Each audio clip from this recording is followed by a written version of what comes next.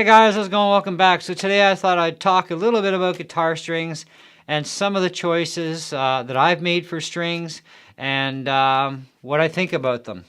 So to start with, 9 to 42 Long & McQuade brand. Now Long & McQuade is a Canadian guitar company, so if you're in Canada, I'm sure you know about these guys because they are the biggest in all of Canada. And really awesome company to deal with. I buy all my stuff there, and yeah, lots of it. Lots more to go, come to think of it too. Anyway, so their house brand strings for electrics are really good. I'm very impressed with them. They're pretty good, long lasting. Nice tone to them as well. And I have also tried their acoustics, and they also work pretty decent. So pretty good for under $5 a pack. Can't argue. And I have a set actually on my bass guitar too, and they sound nice. They hold their tune really well.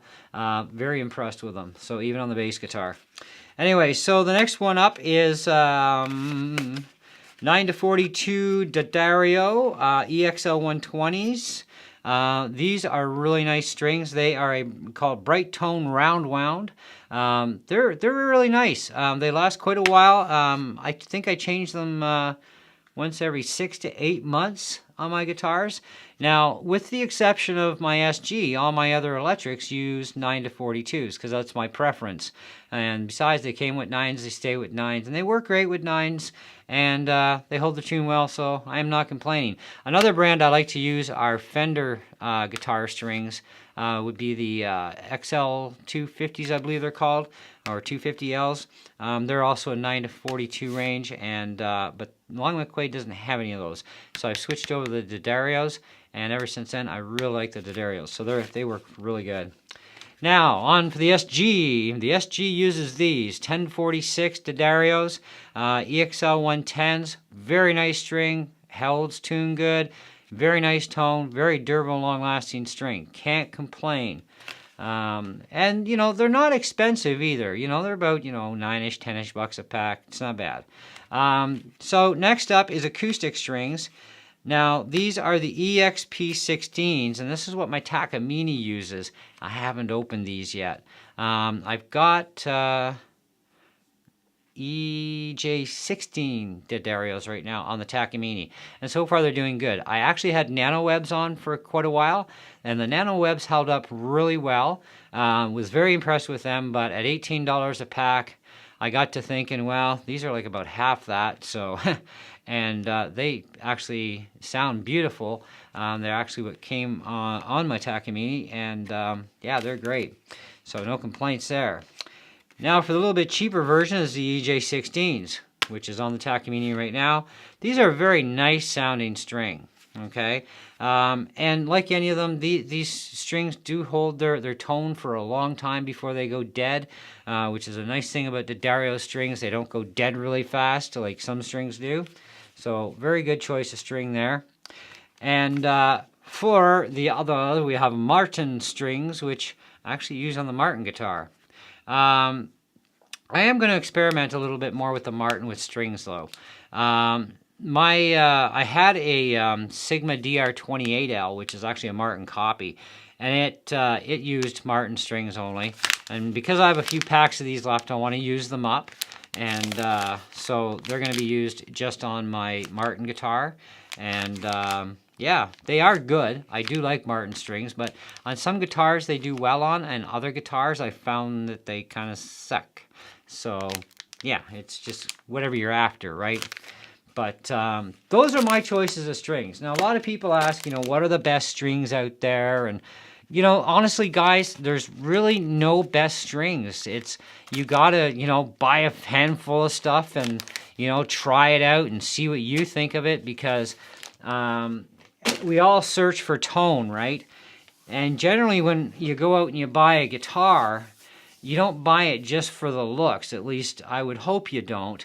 I buy guitars for how they look to a certain point. Sometimes I'll sacrifice on the looks a little bit, especially if it has the right price and it plays beautiful, and just the sound is what I'm after out of that guitar for whatever it is. I could care less about the looks at that point, because I can always change the looks. That's the thing. We can always modify our rigs. and make them look better, more appealing, okay? More so that we can go, oh, I want to pick that up. You know what I mean? And it's just the way it goes.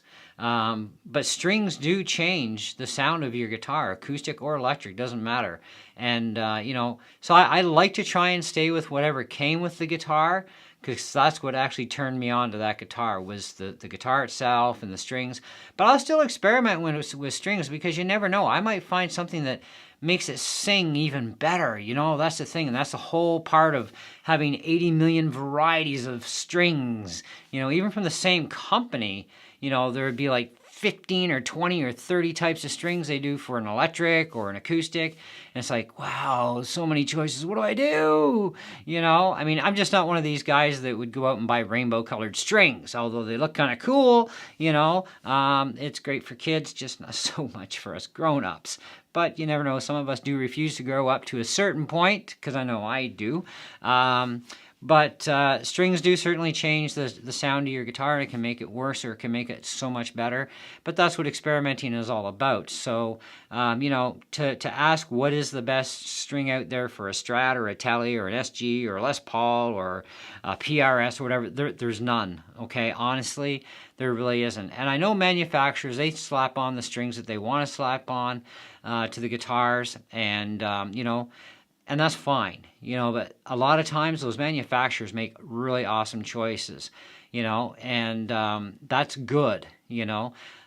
So keep that in mind about strings. Now, like I said, these are just my preferences of strings, and, you know, I've used other strings as well, other brands over the years.